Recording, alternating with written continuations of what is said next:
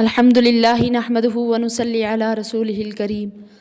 رب اشرح لی صدری ویسر لی امری واحلل عقدۃ من لسانی یفقہوا قولی۔ آج سورہ نساء کو شروع کیا جا رہا ہے۔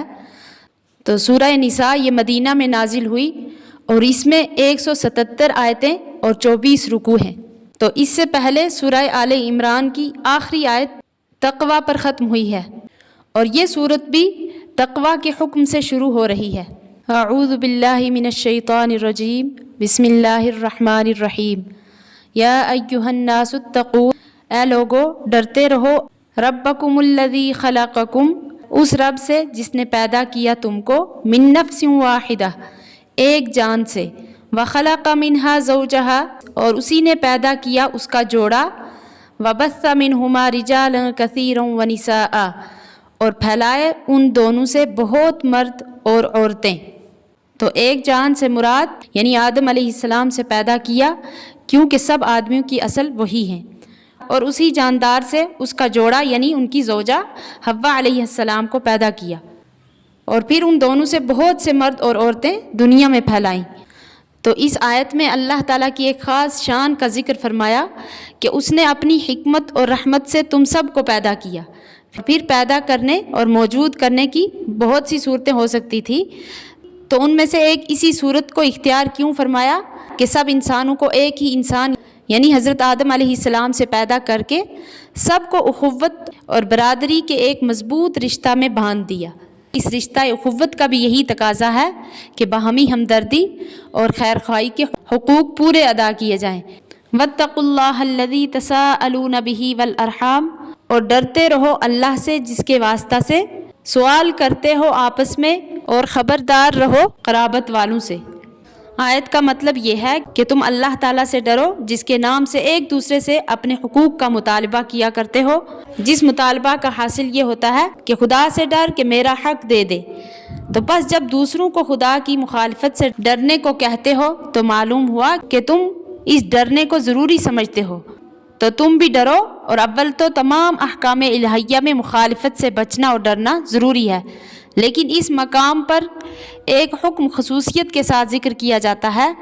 کہ رشتہ داروں کے حقوق ضائع کرنے سے بھی ڈرو۔ ان اللہ کان علیکم رقیبا،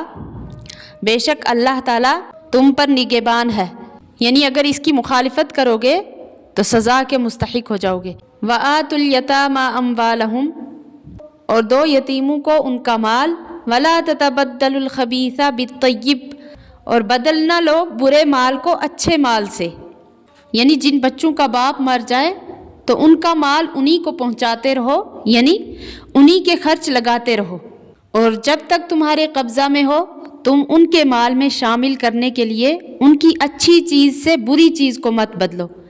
یعنی ایسا مت کرو کہ ان کی اچھی چیز تو نکال لی جائے اور بری چیز ان کے مال میں ملا دی جائے۔ وَلَا تَأْكُلُوا أَمْوَالَهُمْ إِلَىٰ أَمْوَالِكُمْ، اور نہ کھاؤ ان کے مال اپنے مالوں کے ساتھ، یعنی اپنے خرچہ کے لیے اپنا ہی مال لگاؤ، ان کے مال میں سے مت کھاؤ۔ لیکن اگر کوئی اتنا غریب ہے کہ اس کے پاس اس یتیم کے مال کے علاوہ کوئی نہیں ہے تو اس کو کتنا کھانا درست ہے، اس کے بارے میں آگے آ رہا ہے۔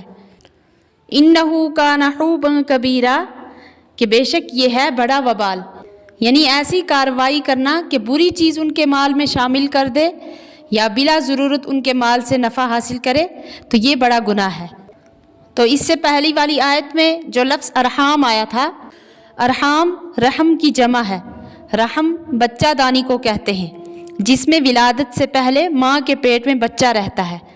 چونکہ قرابت کا ذریعہ یہی رحم ہی ہے، اس لیے اس سلسلہ کے تعلقات وابستہ رکھنے کو صلہ رحمی اور رشتہ داری کی بنیاد پر جو فطری طور پر تعلقات پیدا ہو گئے ان کی طرف سے بے توجہی برتنے کو قطع رحمی سے تعبیر کیا جاتا ہے۔ احادیث شریفہ میں صلہ رحمی پر بہت زور دیا گیا ہے، چنانچہ ارشاد نبی صلی اللہ علیہ وسلم ہے کہ جس کو یہ بات پسند ہو کہ اس کے رزق میں کشادگی پیدا ہو اور اس کی عمر دراز ہو تو اسے چاہیے کہ صلہ رحمی کرے۔ عبداللہ بن سلام رضی اللہ عنہ فرماتے ہیں کہ رسول اللہ صلی اللہ علیہ وسلم جب مدینہ تشریف لائے اور میں حاضر ہوا تو آپ صلی اللہ علیہ وسلم کے وہ مبارک کلمات جو سب سے پہلے میرے کانوں میں پڑے یہ تھے، آپ صلی اللہ علیہ وسلم نے فرمایا کہ لوگوں، ایک دوسرے کو کثرت سے سلام کیا کرو اور اللہ کی رضا جوئی کے لیے لوگوں کو کھانا کھلایا کرو، صلہ رحمی کیا کرو، اور ایسے وقت میں نماز کی طرف سبقت کیا کرو جب کہ عام لوگ نیند کے مزے میں ہوں۔ تو یاد رکھو، ان امور پر عمل کر کے تم حفاظت اور سلامتی کے ساتھ بغیر کسی رکاوٹ کے جنت میں پہنچ جاؤ گے۔ تو پہلی آیت میں مطلقاً قرابت یعنی رشتہ داری کی حفاظت اور اس کے حقوق ادا کرنے کی تاکید عام انداز میں بیان فرمانے کے بعد دوسری آیت میں یتیموں کے مالوں کی حفاظت کا حکم ہے، کیونکہ یتیم بچے کا نگراں اور ولی عموماً اس کا کوئی رشتہ دار ہوتا ہے، اس لیے اس کا تعلق بھی حق قرابت کی ادائیگی سے ہے۔ تو پہلے جملہ میں ارشاد ہے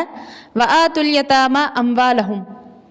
جس کا ترجمہ یہ ہے کہ یتیموں کے مال انہی کو پہنچاؤ۔ یتیم کے لفظی معنی اکیلے اور منفرد کے آتے ہیں، تو اصطلاح شرع میں اس بچہ کو یتیم کہا جاتا ہے جس کا باپ مر گیا ہو۔ تو بالغ ہونے کے بعد شرعی اصطلاح میں اس کو یتیم نہیں کہا جائے گا۔ تو آیت کے اس جملہ میں جو ارشاد فرمایا گیا کہ یتیموں کے مال ان کو پہنچا دو، جس میں بتلایا گیا ہے کہ ان کے مال ان کو اس وقت پہنچاؤ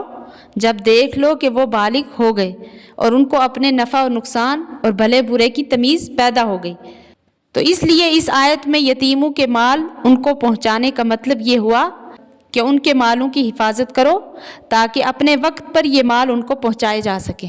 دوسرے جملے میں ارشاد ہے وَلَا تَتَبَدَّلُوا الْخَبِيثَ بِالطَّيِّبِ، یعنی اچھی چیز کا بری چیز سے تبادلہ مت کرو۔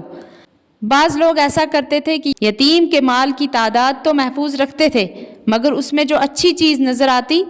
تو وہ خود لے لی اور اس کی جگہ اپنی خراب چیز رکھ دی۔ جیسے عمدہ بکری ہے تو اس کے بدلے میں لاغر بکری رکھ دی، یا اسی طریقے سے کھرے نقد کے بدلے میں کھوٹا رکھ دیا۔ تو اس کو قرآن کریم نے صراحتاً منع فرما دیا۔ تیسرے جملہ میں ارشاد فرمایا وَلَا تَأْكُلُوا أَمْوَالَهُمْ إِلَىٰ أَمْوَالِكُمْ، یعنی یتیموں کے مال کو اپنے مال میں ملا کر نہ کھاؤ۔ ظاہر ہے کہ اس کا مقصد تو یتیم کے مال کو ناجائز طور پر کھا جانے کی ممانعت ہے، خواہ اپنے مال میں ملا کر کھا جائے یا علیحدہ رکھ کر کھائے، لیکن عام طور پر ہوتا یہ ہے کہ یتیموں کا مال اپنے مال میں شامل رکھا، پھر اس میں خود بھی کھایا، یتیم کو بھی کھلایا۔ تو اس صورت میں یہ ہوگا کہ حساب نہ ہونے کی وجہ سے ایک دیندار شخص کو بھی یہ دھوکہ ہو سکتا ہے کہ اس میں کوئی گناہ نہیں، اس لیے اس بات پر باخبر کر دیا گیا کہ یتیم کے مال کو بالکل علیحدہ رکھو اور علیحدہ خرچ کرو، یا پھر ملا کر رکھو تو ایسا حساب رکھو جس میں یہ یقین ہو کہ یتیم کا مال تمہاری ذاتی خرچ میں نہیں آیا۔ تو آیت میں جو کھانے کا ذکر ہے، لیکن محاورہ میں مال کے ہر تصرف کو کھانا ہی بولا جائے گا، خواہ استعمال کر کے ہو یا کھا کر۔ آیت کے آخری جملہ میں ارشاد فرمایا انہو کان حوبا کبیرا، تو لفظ حوب بقول ابن عباس رضی اللہ عنہما حبشی زبان کا لفظ ہے، تو اس کے معنی ہے بڑا گناہ۔ عربی زبان میں بھی یہ لفظ اسی معنی کے لیے بولا جاتا ہے۔ تو معنی یہ ہوئے کہ مال یتیم میں کسی قسم کا ناجائز تصرف، خواہ حفاظت کی کمی سے ہو یا خراب چیز کے بدلہ میں اچھی چیز لے کر ہو، یا اپنے مال کے ساتھ ملا کر اس کا مال کھانے سے ہو، بہرحال یہ بہت بڑا گناہ ہے، اور یتیم کے مال کو کھانے کی سخت وعید اس رکوع کے ختم پر آ رہی ہے۔ اللہ تعالیٰ صحیح سمجھنے کی توفیق عطا فرمائے، آمین۔